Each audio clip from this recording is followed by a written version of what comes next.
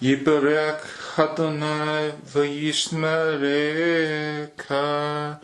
Ha'er Adonai puna aleka v'chuneka. Yesa Adonai puna aleka v'yisim leka. Shalom.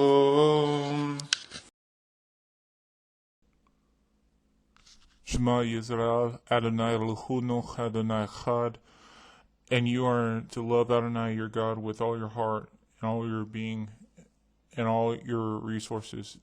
These words which I am ordering you today are to be on your heart, and you are to teach them carefully to your children. You are to talk about them when you sit at home, when you are traveling on the road, when you lie down, and when you get up.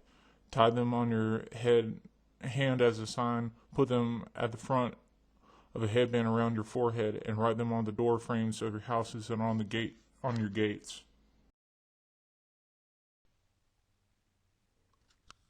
So if you listen carefully to my mitzvot, which I am giving you today, to love Adonai your God, and serve him with all your heart and all your being, then says Adonai, I will give your land its rain at the right seasons, including the early fall rains and the late spring rains, so that you can gather in your wheat, new wine, and olive oil. And I will give your fields grass for your livestock, with the result that you will eat and be satisfied. But be careful not to let yourselves be seduced so that you turn aside, serving other gods and worshiping them. If you do, the anger of Adonai will blaze up against you. He will shut up the skies so that there will be no rain. The ground will not yield its produce, and you will quickly pass away from the good land Adonai has given you. Therefore, you are to store up these words of mine in your heart and in all your being. Tie them on your hand as a sign. Put them at the front of a headband around your forehead.